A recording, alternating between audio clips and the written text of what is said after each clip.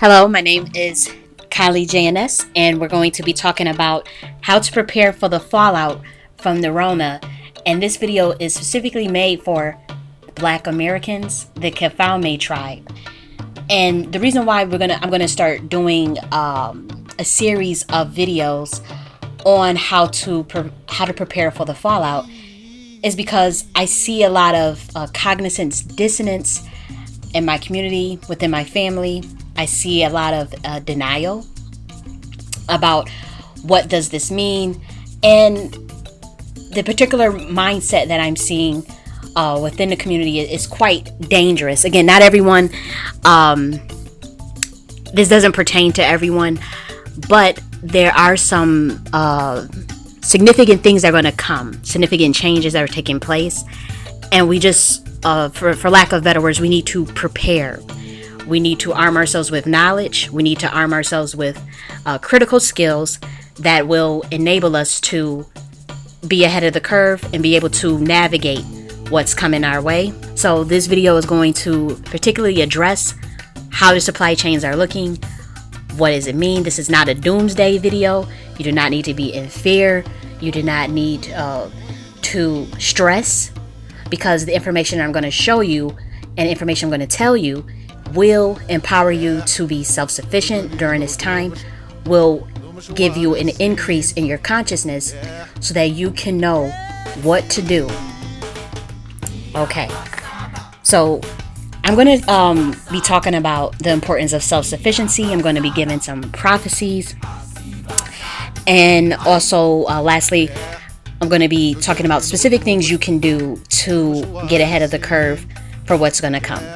So as we know there's 30 million people out of employment. That happened within a span of 2 months. We had a drop of 25% in our stock markets in a span of 1 month. It goes up, but all that is even manipulation. That's not really an accurate portrayal of the status of our economy. So we can't even really base the health of our economy on the stock market right now. But when you do see it go up a little bit and you see it crash, look like a bloodbath the next day, that's not necessarily doesn't mean, oh, we're going back up and things are getting better. All of these things lead for me to conclude that nothing is ever going to be the same after this, and what you see now is only the tip of the iceberg. What you see now is just the beginning, and you still have some time. You don't have much time, but you got about 6 months before things start looking unrecognizable, before it really sets in and you can no longer be in denial. Even if you want to be in denial, you won't be allowed to. Things are what they're going to be. It's going to be very self-evident, and at that stage it will be too late. So I do feel a sense of guilt, because there were some things that I knew, I want to say 3 months ago, where I personally I went into, a certain mode, a certain instinct hit me, and I thought that instinct would hit everybody else. So now it's 3 months later, and I'm still seeing people with the mindset that is very disturbing. And that goes across the board as far as in America. We got 1 million cases, about 65,000 deaths as of March 2nd, 2020. And I'm still seeing a lot of cognitive dissonance, and denial, and sometimes anger at the truth. So that's also something that we need to deal with. And that's actually all normal. It's a part of human nature, But for some people, and particularly like me, we are preparers. We plan. We have anxious personalities, neurotic personalities. So when we get wind of something, and I'm very empathic, so when anything just suspect to me, I feel it. I let it sit. I go and research it. I look for the truth. I want the truth. I don't want denial. That's just my personality. There's very few people like that, though. So if you are like that, then if you are like the same personality as me, you probably won't even need this video. And again, one personality type doesn't make, is not better than the other. You have optimistic personality types. You have a denial personality type. You have neurotic personality type, which is like me. And again, all of that is okay, depending on the situation. When you're looking for a job or when you're looking to go on vacation, believe it or not, the optimistic denial personality is actually more beneficial because there's less thinking involved. You just want to live in the moment, live in the present, you know, and that optimism gets you that job. With someone like me who is more neurotic and anxious, that leads to over planning, over analyzing, paralysis. It leads to different outcome. But when you when you put it in a different context, in a different situation, where you know, the world kind of look like is upside down right now with the Rona, then my personality benefits because that neuroticism leads me to over prepare. So, you know, whatever personality type you have, the video should help you. And again, we're in very peculiar times, and as far as the Black community, we have a duty. We have a very, very particular mission on the planet. Always have and always will. But at this time, we don't have the choice to, you know, folly, you know, like we have in the past for, I would say, you know, for the better part of 500 years, you know, we haven't been on our square. And I'm not knocking anybody for that. There is fault to go around, enough fault to go around for years. So that's not what the video is about in particular. But this whole situation with the virus going around, knocking the livelihood out of people, literally and figuratively, it is actually a time for balance, and there's a reset going on. So what we may see as devastation or difficulty, there's many opportunities in this situation to arise mentally, spiritually, and emotionally, and even financially, believe it or not. Now, finance is not in the fiat currency way or in the way that you are used to, 9-to-5 type way, where you're unhappy working at a cubicle or whatever job you're doing, you know, not that type of way. But there are other paradigms coming into place that you need to be aware of and that you need to go resonate with sooner rather than later, or else you will perish. Because this shift is about being in tune with nature. There's going to be on one end, you'll see this race towards technology, this race towards technological waves that increase AI, artificial intelligence, that increase the way we can communicate. There's going to be like this convergence between human consciousness and technology, you know. So you have that on one end, but then you have the spiritual warfare aspect of it, of trying to free the consciousness of the human race. The universe basically wants the control and the power to go back to the people and to go back to the planet Earth, for things to be in its natural order, for humans to become self-sufficient again, to know who they are, you know. But then there's this battle going on where the money takes precedence over the will of the people, the health of the people. So, you know, it is what it is. But as far as you, Black American, you're in a very vulnerable situation where you have a lot of geopolitical warfare going on against you. As far as now this virus is into play, you know, you go to the hospital, you don't necessarily get the care that you need, and then boom, you know, you don't make it when you do get a diagnosis. And there are other things that make you vulnerable, such as the fact, you know, about the health insurance and the medical apartheid and the history of any time things struck out, like Hurricane Katrina. Things of history that already preclude and kind of undermine just the very treatment that you get today. So you need to understand that every little thing that happens on a macro level, whether it be global supply chain, local supply chain, state, because today part 1 is dealing with supply chains. So if if you can see what's going on globally and nationwide, just know that it will affect you differently than how it would other communities. Because I'm gonna give you a scenario. I'm gonna give you a couple of scenarios, and you need to be honest, and you need to study history if I'm telling a lie, because anything that I will say can be backed with various points in history within this country, or if not this country, globally, of the treatment that you have received. So let me give you a couple of scenarios. Well, first, let me show you again the macro level, because anything, whether it be supply chains, economy, health, medical, anything you can think of that is going to happen on a macro level is going to happen on a micro level to you as a community.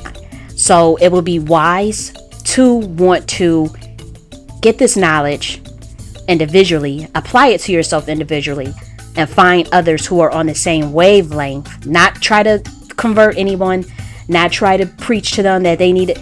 People who are already like, let's go. I want to build. I want to be self-sufficient. I want to grow my own food. I want to do the things that humans do to survive when things get tough. They don't look to other groups of people to give them something or to provide for something that they should be providing for themselves. So let me go into the information that I have here about the supply. And a lot of this stuff you already saw in the news. Again, if I'm going to say something or make some type of claim, I do like to show where I got it from. So the first thing that we had, and this came out a while, and I did send this to individual friends or acquaintances.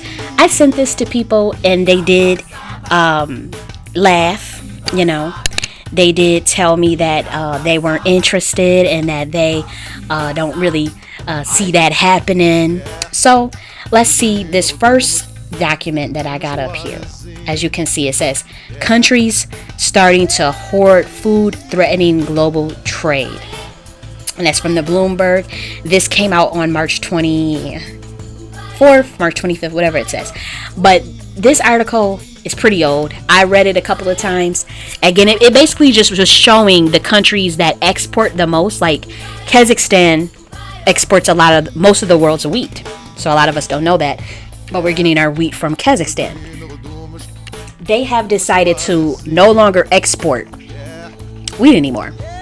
And that's just one country. But in this article, it was a bunch of countries that's like, we're not going to export chocolate anymore. We're not going to export, our meat, whatever was our coffee, our fruit. So this article was just basically detailing how everyone's kind of, circling their wagon, and including us, the U.S. We won't be exporting corn and all that stuff that we usually do, because we export a lot too, believe it or not. Contrary to belief, as far as our food, we do export a lot. So this first document was a little alarming to me. Again, it came out March 24th, but that's when my antennas went up. Antennas been up, but that's when they really was sticking up out my head. So I started telling people, this is the macro level of it. Now, what happens once time go past, and what happens when the assembly line gets backed up and plants got to close without. Now, we're way past this stage. Again, this was March. Now we already, when I was telling people, I said them plants about to close, and I was really telling my family, like, this is what's gonna come next, and boom, boom, boom, get this, get that, get this, and everybody was kind of hauling ass and dragging their feet, and that was unfortunate. There was a couple people that just was like, okay, I got you, but no one was really hearing me, and no one has to. But at this point, I see I'm a little I won't say frazzled, but I'm just still kind of shocked, at the mindsets that I'm seeing. So that's why I'm going into detail a little bit more. So you see this again. You can find this if you were to Google the title of this, you would get the article. I'm not going to put the whole article in the video, obviously, but just Google that title and read that for yourself. It's old. So we way past that stage. Okay, so I'm going to show you this one. And this one was April 15th. Again, a lot of you may know this stuff, but you don't. It hasn't directly affected your day-to-day life yet. But trust me, it will. So as you can see, daily news, 2 million slaughtered chickens can't be sold during the Rona pandemic. So this was written, again, April 15th, 2 million. And again, that's only one instance of where it made mainstream.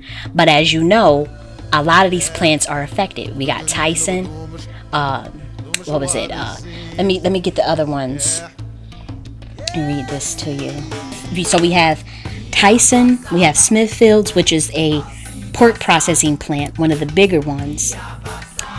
And then we had another one. I want to say J.B.S. That's what it's called.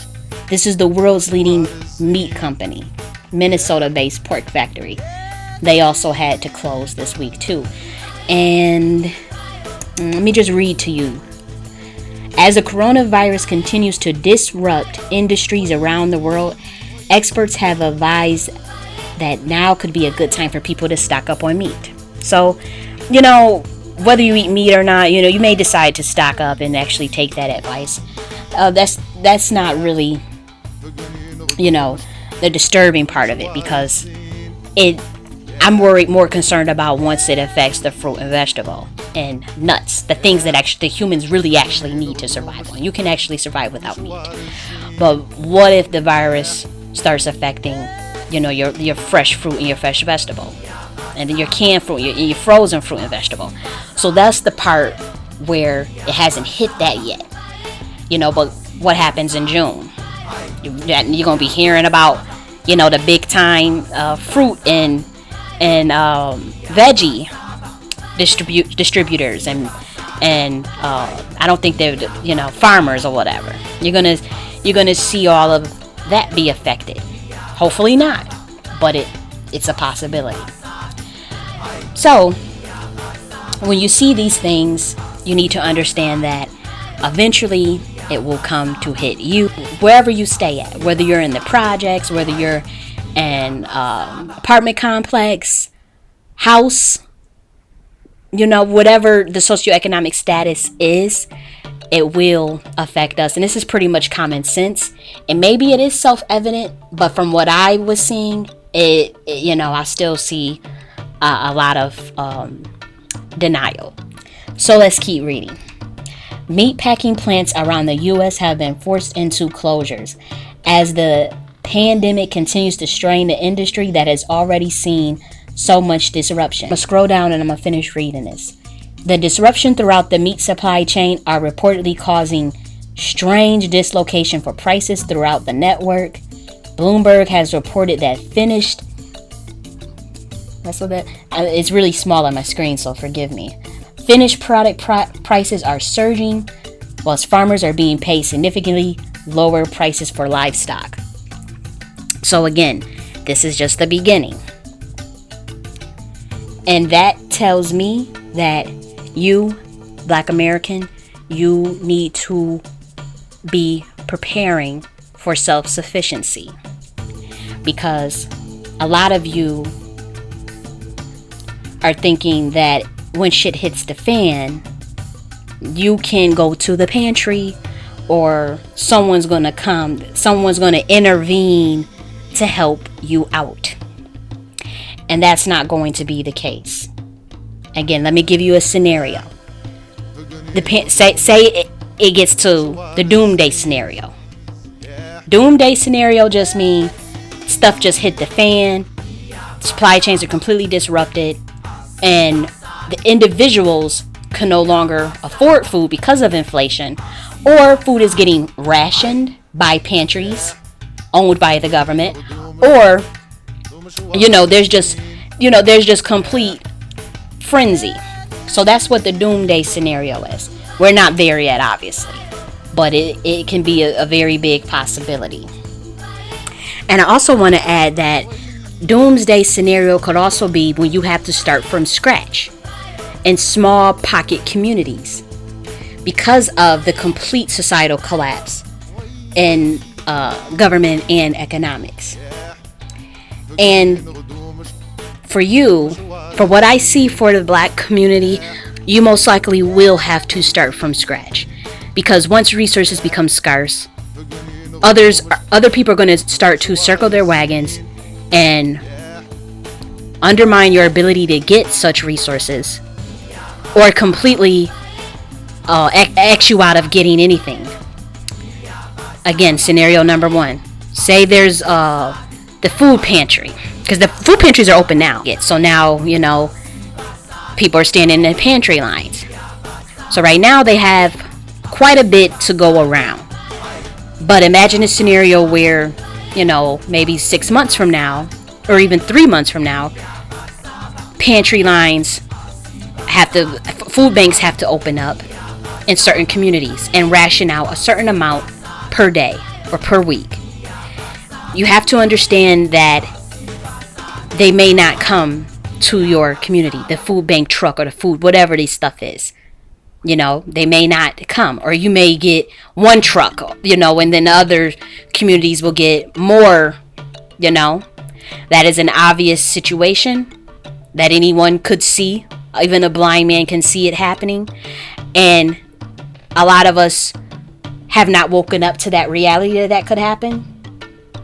You know, a lot of us are still, you know, trying to come up with 1,000 excuses as to why, you know, the quote unquote disproportionate death rate, which disproportionate in the global context, it's completely not true. If you're going to go just by the US context of what disproportionate means in as far as aggregated data and statistics from of what the 23 states that have reported their rates, you know, well, you can argue that okay, we don't have the highest numbers. We are not dying in the highest numbers, but in proportion and relative to our population, you know, they say it's 13%, then yes, it would be.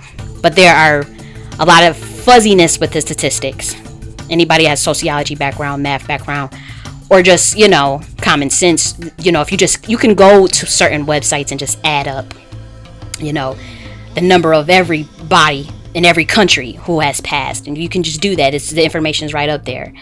And once you start looking globally, then blacks are not dying at disproportionate rate. Only in the US, barely in the UK, but only in the US, blacks just happen to be dying at disproportionate rate. Now, they're not dying like that in Africa or in the Caribbean or in even the UK. That 13% of the population, they make up 16% of death for the UK.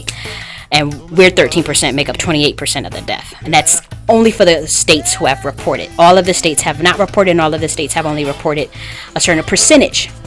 So again, there's a lot of fuzziness with that, and unfortunately a lot of black folks very brainwashed, and they suck up anything the media tells them, you know, which is quite sad. But anyways, that was a very tangential, because that's not I'll do a video on that, because that has to have lots of evidence, and I do have lots of, you know, to kind of show people like there's something going on here, something ain't right. But that is another video. But again, if you've seen what was going on, as we can see what's going on in these hospitals, and a disproportionate stuff going on, quote unquote, why don't you think that's about to translate into the situation with our supply chains when it comes to potential rationing and potential food bank having to hand out, you know, the grocery, or even a rationing on in the grocery stores. Certain stores can start getting a certain amount of stock administered to them, you know, on a ration basis, because our supply chains are so screwed up. And where do you think all the good stuff gonna go? You see? So you have to be prepared, because if you stay ready, you don't have to get ready. And you have to start thinking 10 steps ahead. You have to start thinking outside of the box of what could this mean for me individually, then community wise, then global wise, you know. So you have to really start understanding that if history showed you that every time anything happens, you always getting the short end of the stick. You have to start preparing ahead of the time what can happen, because when this video is on supply chains and how to prepare for fallout for the in regards to that. And if you think that, doing a little marching and protesting for some food during the Hunger Games time, Hunger Games on steroids, and damn Spartacus times, and damn biblical plague times, and I'm speaking, allegorically, I'm not saying it's, no one is going to care about marching on Selma, or wherever you're going to march, about food bank supply chain stuff. We ain't getting access to, we always talk about the food desert. So you never got access to really know. You always had to travel a little bit more to get to your farmer's market, or to your Whole Foods, whatever, to Trader Joe's, wherever y'all go to get some of the more organic based stuff. But if you had to shop at some of the stuff that's already in the community, that fruit and vegetable was all sometimes looking suspect anyways. So what do you think about to happen if we got to go on a ration-based system? Or inflation. Inflation, that there are some items that have went up 300% over in a lot of these Asian countries that had got hit. Just certain things like spinach or cabbage had already quadrupled in its price. Things that was originally, $2 for a cabbage is now $10. And that's not just like a conspiracy. That's already happening. It may not be happening here, but and I have to say, I've seen some things too. Like I was looking at some food items, and there was, because when I started seeing that stuff started happening with the pork and the pork plants were closing down, I said, well, let me go see if I could see the effects yet. So I went on Instacart, and typed in bacon. Sure enough, there was 6 slices of bacon, because you know how they show you on the back of the nutrition label how many servings you get, or how many vary per package. You'll say it right on the package, and then you pretty much know how much you're getting for your buck. This bacon, it had only 6 slices in the pack, because the nutrition label was right on Instacart, and that was $8.99. So this is just the beginning. And honestly, I had dealt with Applegate before. I have been getting their stuff in the past, and it has never cost that much. No, maybe $6, $6.99 or $6.34, but $8.99, just $2 more in the span of a month. That's quite a bit, because what's going to be $4 next month, $4 more, next month or something like that. So you have to start seeing this thing from all angles. Supply chains get disrupted on a global level. It get disrupted on a national level. What can that mean for me? When it hit me, does that mean that, when inflation hit, will I be able to even get enough? If inflation doesn't hit, what if the ration thing hits? Will we get ration good, fresh grocery or good things? If you got to go to the food bank, will there be enough food bank for you? So you have to start thinking of those things, and what can you do to navigate those very possible realities? Do you leave your way of being and your very essence of feeding yourself? Do you leave that in the hands of others? Do you leave that in the hands of a system that has never historically looked out for you? If you're willing to do that, and you're willing to take that chance and that gamble, then you are a fool, and you will pay dearly. You will perish. You're going to be out there crying and marching and trying to sue and trying to do, not even sue, because you won't even, none of that would even matter at that point. But you're going to be woulda, coulda, shoulda, and looking for other communities to call themselves looking out for you, and they're not going to do it. No one is going to feel bad during these times, because it's about, I won't say, it's going to be, we're already an individualist country.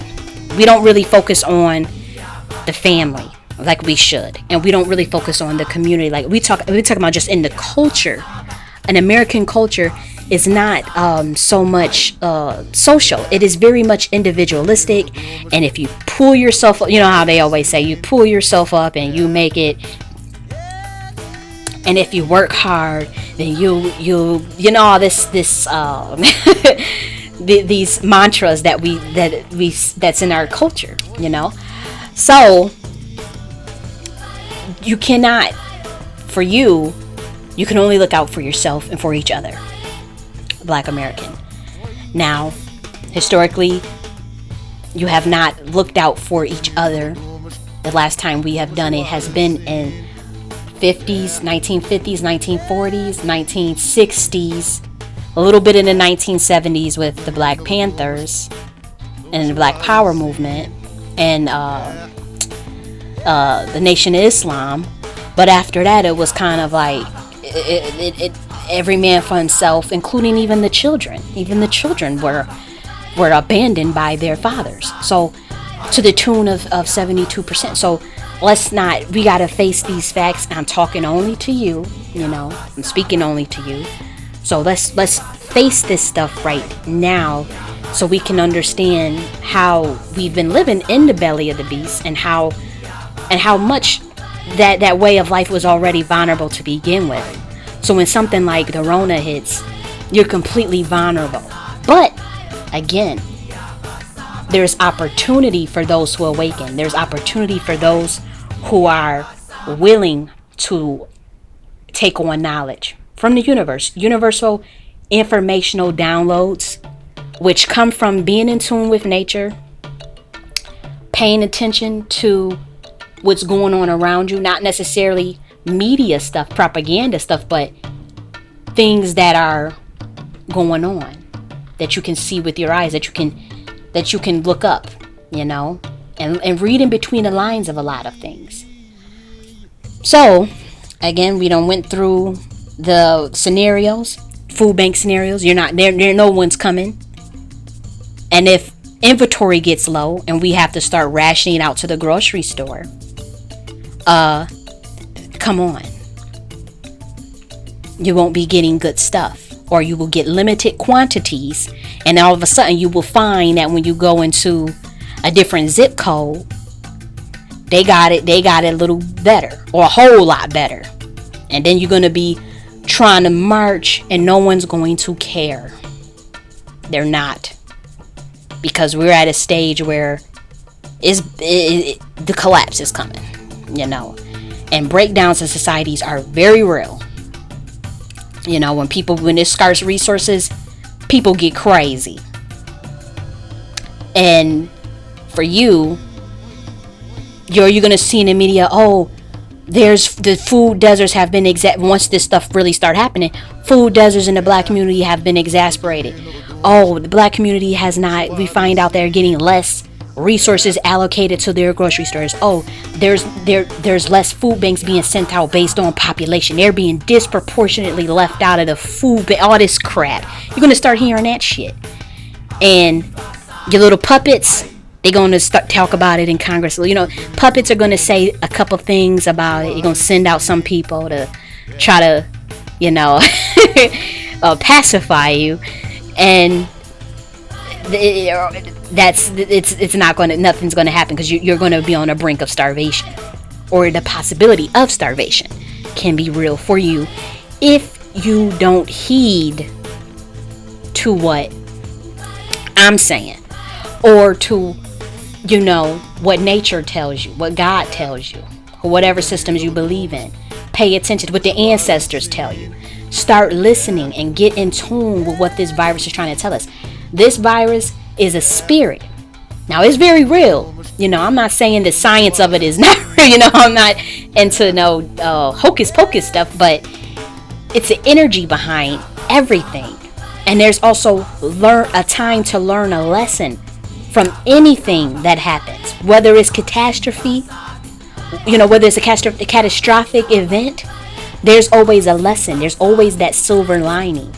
So with you as a Black American, has to do is you cannot get depressed about this situation, and you cannot sit there and let it knock you off your guard and say, oh, I was supposed to do all these things in 20. I be hearing a lot of people, I had this plan. I'm so depressed. I don't know what to do.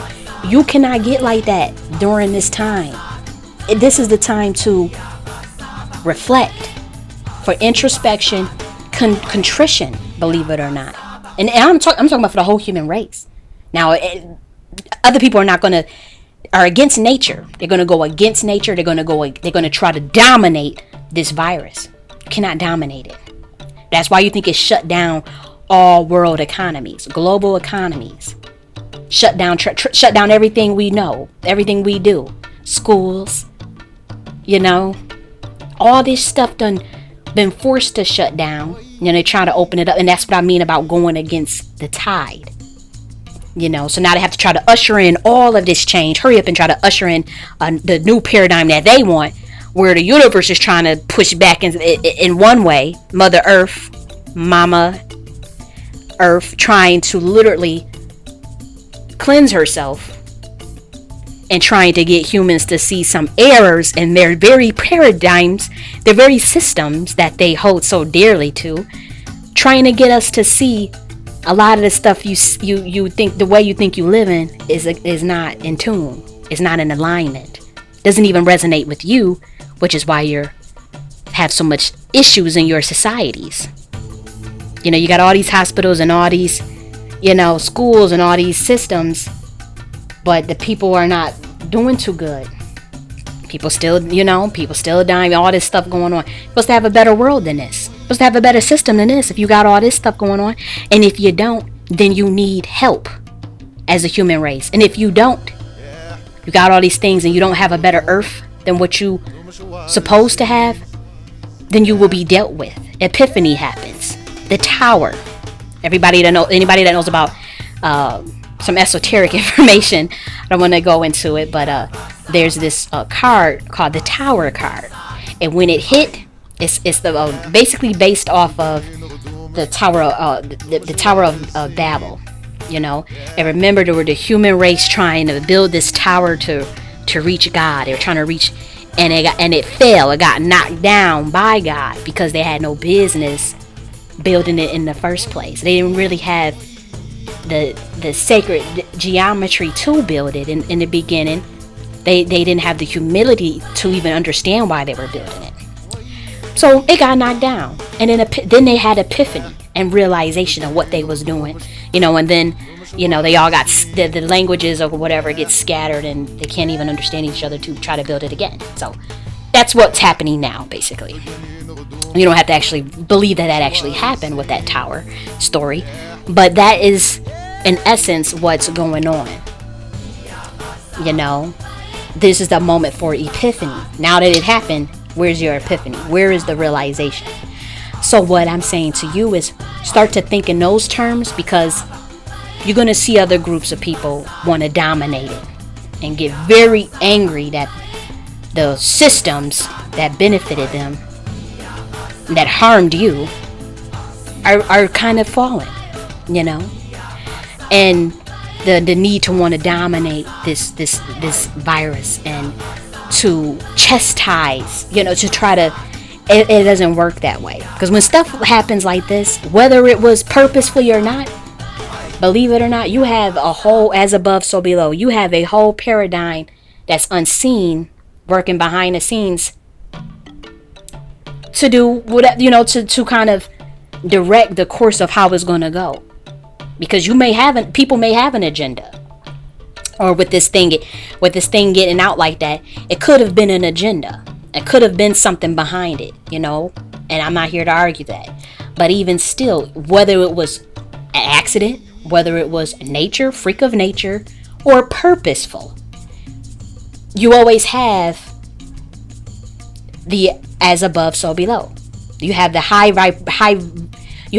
vibratory nature of what this means, the high vibration, basically, of what this calls for, and then you have the low vibration of people who are trying to capitalize off of this, or dominate, or try to go against it. So what this thing is telling us is slow down, sit the fuck down, for one, human race, and you're going on a path towards destruction. So let me help you. Or let me assist you in a new way. So this is what the virus is telling you. You want help or you want assistance? You want help in your destruction or you want assistance with a new paradigm? And there are going to be a lot of interesting things that you're going to see with this. Because again, look how that air quality done cleaned up with us on this lockdown. And that ozone layer. There was a hole in the ozone layer in the northern hemisphere that had never happened before. It was a hole that was affecting, oxygen levels. It done closed up. It closed up. They say they don't got nothing to do with the lockdown and the air quality. That's what they said. Who knows? But it closed up.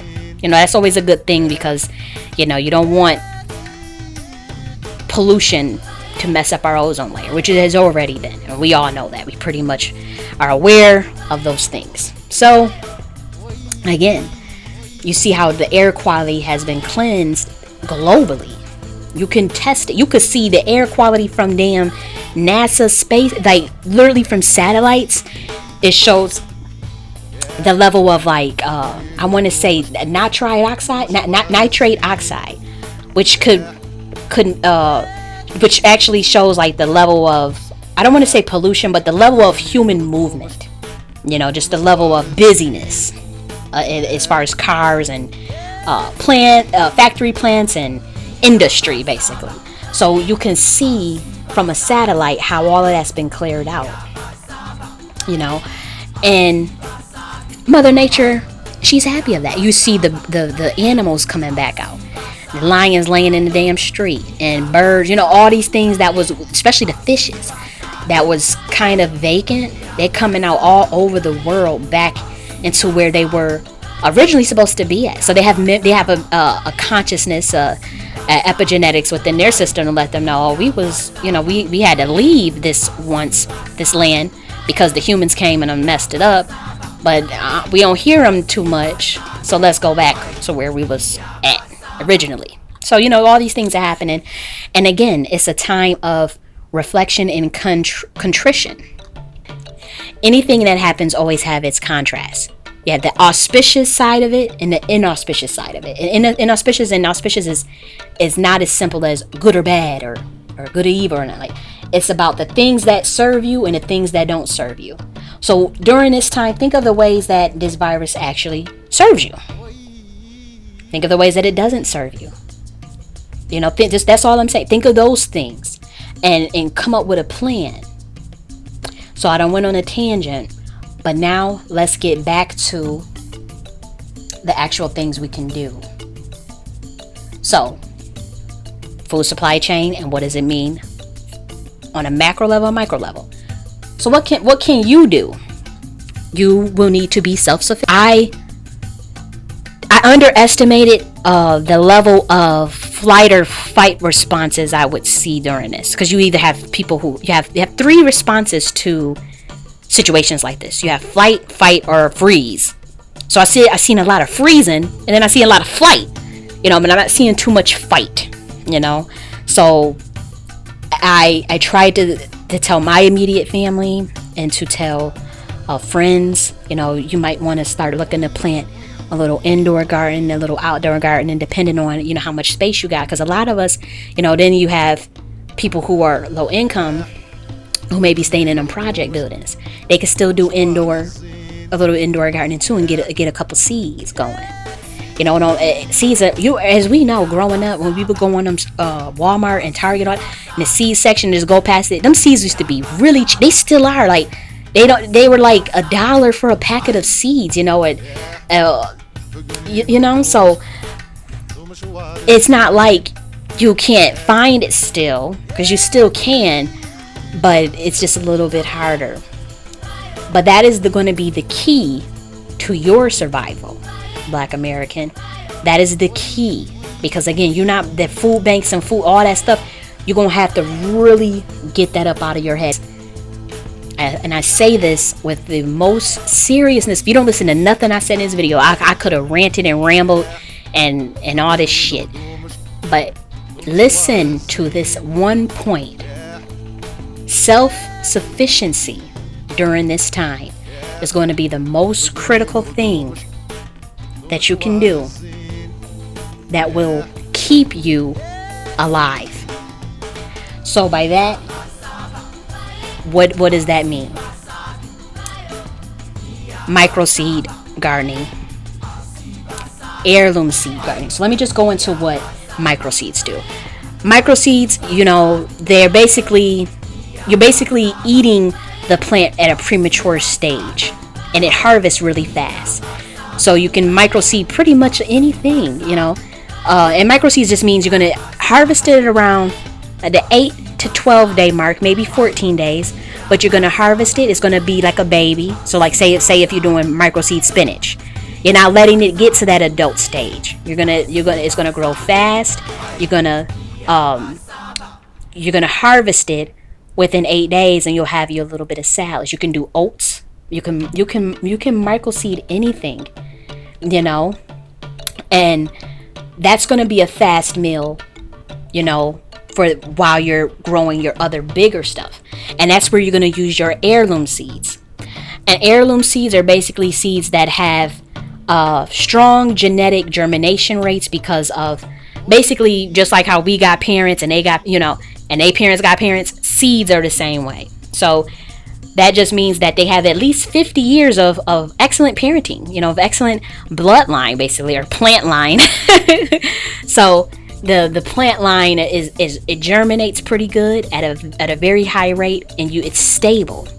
So you want to get the heirloom seeds, and that I would say can be used for more. You got to pay attention to your first frost, last frost dates, and that just basically means that when is the last day that it's going to get cold, the weather's going to be at a freezing point, and when is the first day is going to be at a freezing point. So if you know those dates, then you can garden in between those dates outside, and that's where you want to plant, say, like your watermelon and your cantaloupes and your strawberry, your potatoes, your beets, your carrots, the bigger things, because they're going to take way longer than, it's not going to be like a microseed thing, It can take, I think watermelon, you're around like 70 days, and even something like basil can take a good 50 days to really reach its adulthood. So you obviously have to start early. That's what I'm saying. You have to prepare early. You want to prepare now. You want to get the potatoes going, and all these things outside. And then if it was ever, again, a starvation mode, at least you can do a little microseeds or little sprouts. I think sprouts is, I don't do sprouts because there's a chance of higher bacteria growth. I'd rather just do I like soil. I don't do the because you can do sprouts without soil. So sprouts will get you food in about 3 or 4 days, and if you have a little more patience and a little more care, and get you some sprouts, and just know that if you got a kid or something, you can at least get them something in 3 to 4 days while you have your other stuff growing, your microseeds growing, your anything that you want to grow, especially if you're in the South. Blacks in the South, you get a little lucky, But even if you have to do it indoors, you can pretty much grow anything indoors. You will have to invest in grow lights, which are like these LED lights that kind of mimic sunlight. It's synthetic sunlight. Sometimes you can get a really good one with ultraviolet, infrared lights that actually are the same waves that are in the sun, or you can put it in a window, But for me, you might want to do, your little grow lights, and you can have them sitting up. Again, I've seen people where they got lemon trees in their house, moringa trees in their house. I've seen some pretty, not no big old trunk or nothing, but I'm talking about, the little baby tree. I've seen that stuff inside their house. Strawberries, bonsai trees. So, it takes time, and it does take knowledge. So while you got the 3 to 6 months before the complete collapse I was talking about, you want to get your butt on YouTube and start looking up how do I just certain things like what's something how to grow potatoes from seedling to adulthood. And potatoes not really like an actual seed, you just use a seed potato. So you can also Google or YouTube or whatever, how to grow microgreens from seed to harvest. Or you'd want to start learning these things, because you may, even if you can't get seeds now, you may be in a position to where you have to barter for seeds. So you have to maybe go to a neighbor and barter something for them to get you something, someone who might got something that you want, and they have something that you have something that they want. So you have to start thinking of those things. Start learning as much as you can. What kind of fertilizers to use? What kind of, just the starting point is just to get you a nice packet. Go online and Google survival seeds. Just something simple as that, and you're gonna see heirloom most likely pop up. And then Google micro seeds bulk, or so something like that. And get you a couple pounds of, of the micro seed right now. And get you a couple pounds of heirloom seeds. Different varieties, of course. All types of varieties. Get you carrots, spinach, lettuce, tomatoes, you name it, you get it. Watermelon, whatever. Get it all. And make sure that you do prevent moisture in these seeds. When you get these, because these seeds can last you about 3 to 10 years if you play your cards right. 3 to 5 years if you have it like in a basement that is cold and that can stay at a stable temperature with no moisture, very dry. But even if you want to put them in a refrigerator, you can seal it in a jar that can prevent moisture, or in its original packaging, because a lot of times people who sell you these seeds, they know that seeds can't have moisture, so they will make sure to package it accordingly. Also, you can put it in the refrigerator. Make sure it's dark. Make sure no liquid gonna spill on it. Keep it separate and protect it, because that can get you around 5 years, 5 to 6 years. Worth, as far as its longevity. So order these seeds. Again, I don't have any. I'm not on no mission to come. So it's not like I'm gonna give you specific sites or specific, and I get a referral bonus or a commission, or I forgot, any affiliate fees or whatever. I don't get any of that. So I'm telling you, just go on Google and do a simple, or Bing, whatever you use, and do a simple micro seeds bulk variety, heirloom seeds variety, or survival seeds, because I promise you're gonna need. Then after that, what you're gonna do is invest in you some soil. You can get peat moss or cocoa coir. Again, go and Google cocoa coir. Now they come with disc. You might see them coming in disc. You can get that, but then you have to add some water to it. I in particular, you should. I boil it because I want to make sure there's no fungus or egg, little baby insect egg or something in the soil, because it's soil. So if you get a disc, you can do that, or you can also buy it loose. You can just buy just regular garden soil. If you just Google garden soil, peat moss. Just Google these things. And peat moss is spelled P as in Paul, E as in elephant, A as in apple, T as in time. Moss, MOSS.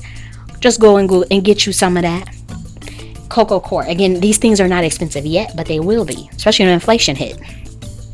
So you go and you get these things, and you'll keep them, and you start you start indoor. To start small, just how to do an indoor micro seed. Get you some trays and containers, 3 to 4 inch containers, 6 inch container, and that's what you're gonna put the soil in. And I'll do a video, probably on some like microgreens, but again, this information is just everywhere. So again, that's not really what the focus of, or the scope rather, of what the series is about. I give you the information and you can Google it, and you do have to do some more research after that. But my channel was not necessarily like, let me go and demonstrate how to do any of these things. But I will do a video or two on it, Now again, I done told you to Google micro seeds, heirloom seeds. Now, you did your cocoa coir. or your peat moss or your garden soil. You can get all three, do whatever you want. After that, you're going to need containers. And like I was just saying, you can get just type in 4-inch containers. That means you get, like, you can do your little starter plant in there. You could do our baby plants in there. You can get trays, do microseed trays. Just Google microseed trays and get you a bulk of them. You know, they're again, all this stuff is very affordable right now. So you could do that. And what I'm going to tell you, if you don't listen to nothing else, there's these things called grow bags or smart bags, container bags. You know, basically, people who don't have a lot of backyards used to use the buckets to grow, say, your potatoes. 10-gallon bucket for potato, or 5-gallon bucket for tomatoes. So these were like, you know, those big old paint, you know, them paint buckets, those type of things. You don't have to do that anymore. You can get you bags, garden bags that's like sustainable, and you can get you a 5-gallon bag, 10-gallon, 12, 15, and 20 gallons. They say if you want to do your watermelon and you don't have no big old backyard, you can grow a watermelon, I promise you, in a 20, even a 15-gallon bag. Just type in garden bags or grow bags and make sure that they're for plants. They'll say it on there, you know. And you want to stock up on those. You want to get you some 5 gallons. Again, say if you're doing cucumber, zucchini,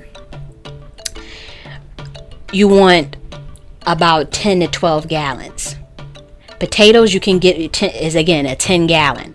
Tomatoes is a 5 gallon.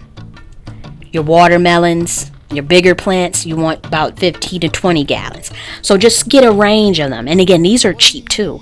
Get a range of them and keep them for that rainy day, for that doomsday. You know, and again, it may not get to that, but from what I'm seeing with the supply chains, this video is how to prepare for the fallout of the Rona. Confound may try Black Americans in regards to the supply chain, and we talked about the macro level of it on the global scale and how it will trickle down to your ass on the micro scale. So again, you want to get these grow bags, you want to get your soil and your seeds, and you know, you still work. I know some of us, you know, if you don't have, you may be out of work or whatever, you're getting unemployment, hopefully, you know, you got your stimulus check, another one will be coming. And that's a prophecy. I don't really have any proof of that, but you know, I get informational downloads. And that will, then you get another one. Some of you still working, you know, your essential jobs or working from home. And again, save them pennies and invest some of them pennies into self-sufficient, you know, apparatuses such as your seeds, your soil, your containers, your grow light. Simple, you know. And then if say you got individuals that listen to this, like say if you're the individual that listens to me and listens to this informational download, then you know, we all can link up one day, or we got, because then people that don't listen to us, I'm telling you, stay away from them. Don't be trying to convert, don't be trying to help them out and give them no seeds and nothing. Like, everything is done, because people who take this information, we need to be on one accord. And you know, we need to, if you got seeds and we and Paul and Tom and Dick and Harry got seeds and Shakisha got seeds, we all done follow these, you know, this informational download. Then when stuff hit the fan, we good. You know, whether they gonna hook us up at whether they gonna ration it out at the grocery store or not, because I'm telling you, they were not gonna look after us. You saw what happened in Hurricane Katrina. You see what's damn near happening in these hospitals with black folks that get the Rona. What's happening to them? Some of them just, come on, you know, it's a mess out here. The stuff I've been hearing. And it ain't because of oh, you so sickly and you had this condition. No, this is some more other stuff going on. Because if that's the case, why you ain't dying like that in the Caribbean and Africa? I mean, come on. all Americans eat the same diet. I'm gonna do a video on this. I'm gonna really break it down for real. Yeah, and you really, that one's gonna be a real eye opener. But anyways, again, you want to prepare for that fallout and stay ready so you don't have to get ready. Don't think that, oh, I'm gonna just go to the grocery store and get some cucumbers, or I'm gonna just go and get me some. Get out of that paradigm, because the time can come when you can't go to the grocery store because ain't shit in there, because there's no inventory. So you want to start thinking like that. And I know that's like stressful and a little bit anxiety inducing, but I'm telling you, once you start seeing the ways that in which you can counteract, then you'll feel better. You'll feel more secure if you just get through that denial stage and get through that cognizance dissonance. I promise you, once you actually do and take heed to what I'm saying, then you're gonna feel more relaxed. And you start Googling, you start spending this next 3 to 6 months learning about gardening, everything you can about gardening. You gotta know that you may need a little neem mixed in your water to spray on your leaves outside, because them bugs gonna eat they're gonna bite. You're gonna see bite marks in your leaves. Seriously, they're gonna be these bugs. You know, you growing a little cabbage and a little kale, you're gonna go outside, you're gonna see bite marks. You need to know a little neem mixed in your water, teaspoon of neem, you know, and you spray them leaves down, them bugs they're gonna stop wanting to come around. Or you plant a little basil next to it, some peppermint, then they go away, you know. Because and I'm telling you this information, but then you just go and plant something and your shit get eaten or bit up, or you overwater it, or you don't know how to make compost, you know. So I'm gonna go in details about certain things, but you need to go and start from scratch. Or maybe you have a little knowledge, and thank God if you have enough knowledge, then tell the next person. You make a video and you go tell, you know, us what we need to do, you know. But you have to go and just every day go on YouTube and watch one YouTube video of self-sufficiency, based on self-sufficiency in regards to farming, in regards to building your shelter, wood, make all types of stuff. But for this one, we doing farming. Just go and Google how to make my own soil, because what if you can't get no, we can't afford it now. You need to know that you can recycle certain things to make very rich soil, you know, a compost that you can add with the stuff out in the ground already. But you have to add it like as is. It may not or may, you know, it may or may not work. But if you add, you know, say your eggshells and, you know, used coffee grounds for your nitrogen, you know, dead leaves for your carbon and phosphorus, and you mix that with the soil, the existing dirt or existing soil that you have, then you get more nutrients in your plants, you know. And this is just things that you need to know just in case, you know, you may not have the funds or to get it, and you know that you can go take your ass outside and go get some dead leaves or something, or some worms, you know, just something where you can go and make your soil more fertile, you know, and give more nutrients to your plants that you're growing, based off of the concept of self-sufficiency in the time of the Rona, in the time where supply chains are a little backed up. So, you know, don't say I ain't tell you. Don't say colleague J.N.S. ain't tell us nothing, you know, because I did. I tried. But, so, again, if you don't listen to nothing else, Google your microseeds, any type, you know, the ones that you like to eat. You know what you like to eat. Corn microseed, they got all types of stuff. Carrot microseed, beets microseeds, that's a good one. You know, your kale, your spinach, your cabbage, your arugula, your alfalfa. You want to be careful. Make sure that you also watch the consumption of some of these greens, because they're babies. And again, I think alfalfa is the one that in large amounts can kind of upset your stomach. So you want to just be careful, you know, to monitor that. But you want to Google microseeds, heirloom seeds, cocoa coir, peat moss, or a garden soil, any type of growing medium. Then your plastic containers, as far as your starting containers, which could be 3 to 4 inches, 6 inches. You can also get peat moss, peat containers. And then what I really recommend is those grow bags. That's a game changer, because you don't have to get on them paint buckets and look for them huge oak buckets and stuff. Them grow bags, like I was telling you about, 5, 10, 15, 20 gallon, and they foldable. Oh, that's amazing. You got a little patio or something, oh, you good. As far as growing your big stuff, the watermelons and your cantaloupes and your strawberry, all that good stuff, your potatoes. So that is what I wanted you to really leave with. I done went on tangents, and then I'm a little long-winded, but those things I want you to Google.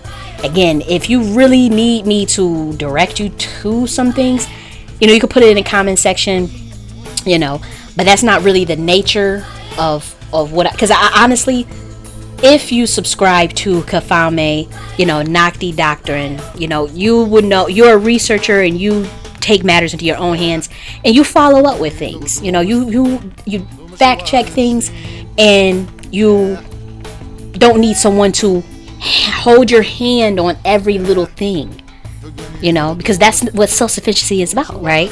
So I'm telling you these things, so I'm telling you to go on Google and YouTube, giving it to you as much as I can. But if you need specific brands, again, I'm not into the promotion. I know what I get, and again, I had to kind of scramble too a couple of months ago once I really realized what was going on, So you're going to do a little scrambling. Mountain Valley Seeds is a good one, but then they're a little behind on their shipping, but you can check them out, if you really just need me to say. But again, even if you just Google them survival seeds companies, and pretty much, if they're not all run out yet and they got something left, you want to get you some of those things. And just again, I'm putting this in there, but it's not the crux of what's necessarily important, but some added fertilizers for your garden will help, especially if you have to, if you don't have the best soil, you had to get cheap soil or something like that. There's things called Trifecta Plus. Google Trifecta Plus, TRIFECTA, so Trifecta then Plus, and Azomite, AZOMITE, and then Hydrozyme. You don't have to get all 3 of these. I'm just naming some fertilizers out there, and some of this stuff they have lots of bacteria, they have minerals, and they provide the nutrition for your food to grow. You can also kind of make your own. And for me personally, I just get a bottle of stuff. And Hydrozyme is HYGROZYME.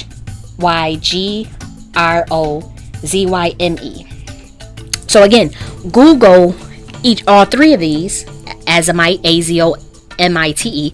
Google all of them. See which one you think you would need based on what the things you want to grow, the way you want to grow it. If you have it outside, if you have it inside, because you're gonna go and you're gonna spend the next 3 to 6 months Googling these things. I don't care where you at. We got I don't care if you in the hood, in the project building. I don't care where you are at in this state.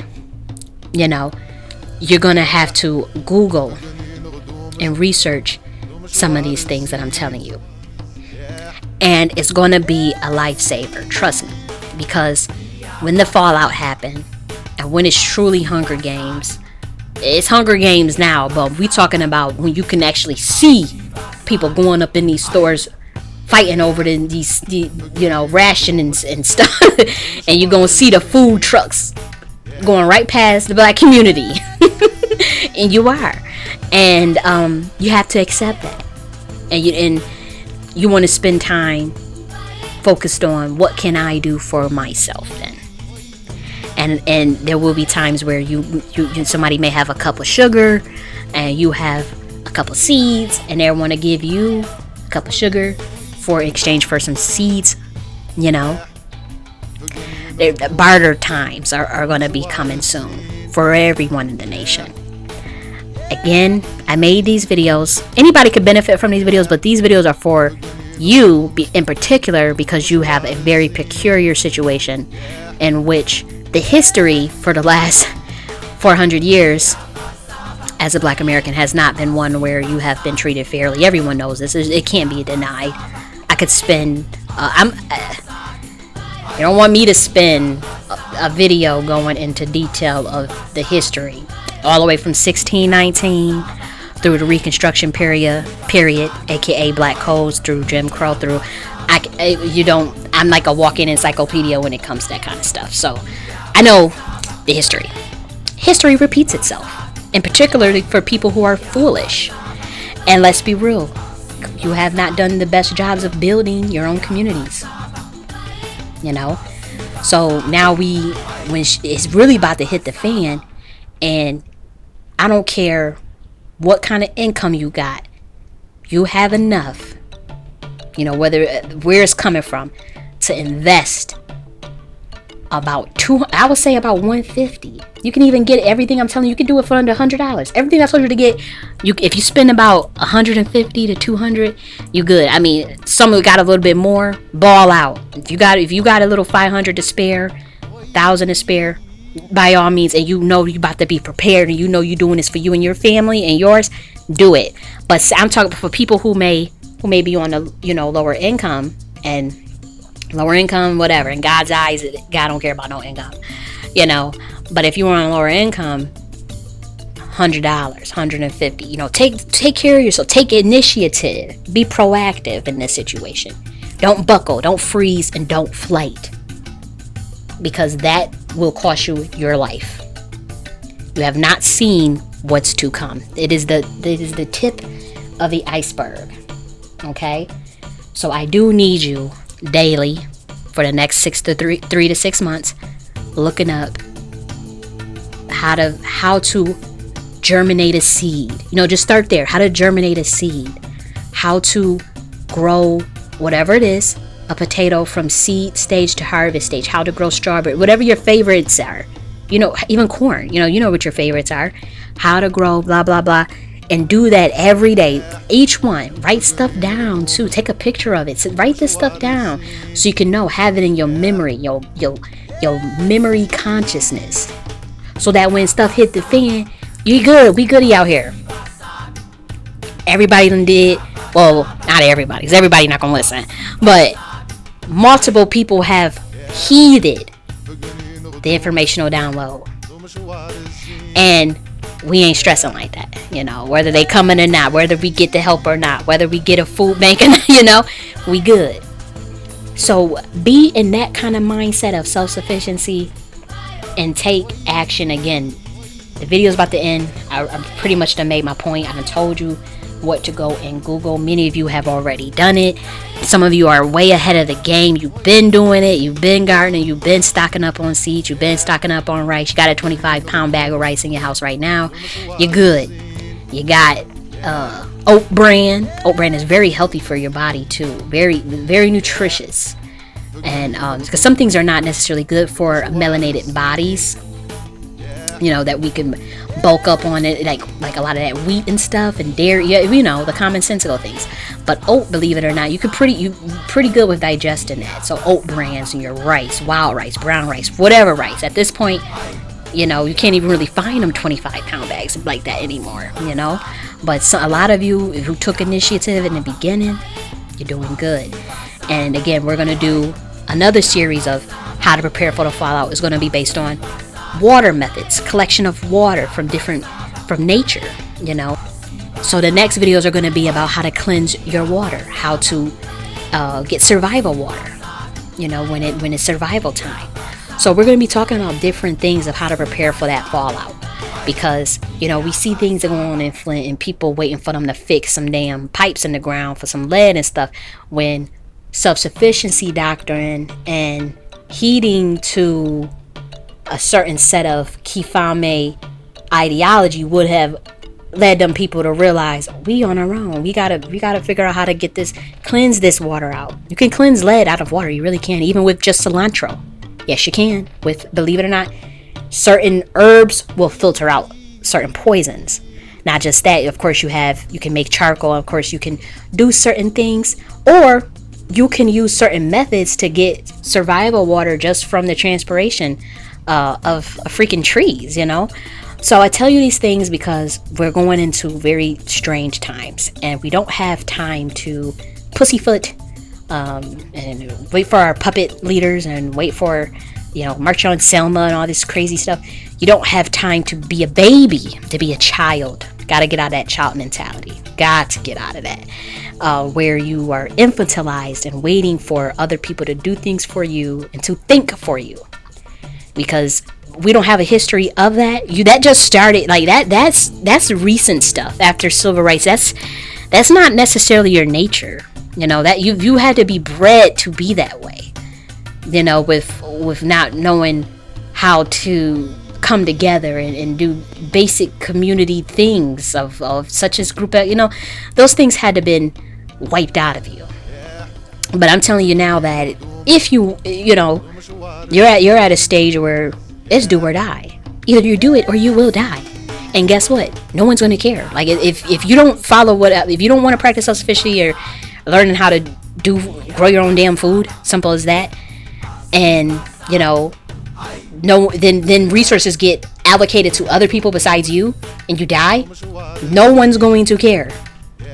Not even the universe, because every human has a right for self-preservation. Every human has a right to use their God with given knowledge to prepare for themselves individually. Then they can help the next person. But if you are in a state of mind where you don't do anything, you don't prepare at all, you just sit on your ass and be in denial and whatever, and then when shit hit the fan, you want to ask someone else to be moral and to give you, share with you something they have, or allocate resources to me because it's moral. That is not gonna get it. No one is gonna give a shit. Like, they're gonna be like, damn fool, come on, this is power. This is above your pay grade if you thinking like that. Because ain't nobody gonna give a damn about that anymore. We be talking about food and surviving. So you want to be on the right side of the universe with this. The right side of the universe is stock up. You've been doing a good job of stocking up. You've been, but I'm saying that get out of that stock up mode, because rationing mode about to come.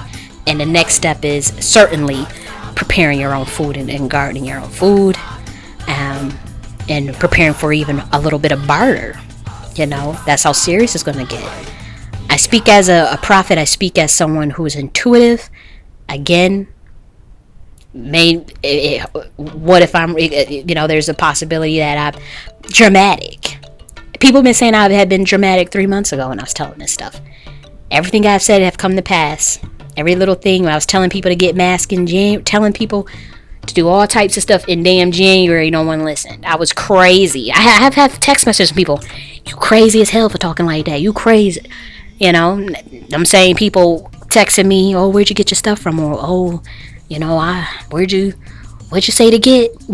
So you see how things change. So I'm telling you to deal with this information in its totality and what it could mean. I mean, study history, study what's going on now, and start to think for yourself, what could this mean? So again, this video is part 1, how to prepare for the fallout, Black American, and you're gonna be fine. You're gonna listen to the informational download, and all will be well. So take care and love one another, love yourself, and let's prepare for the fallout.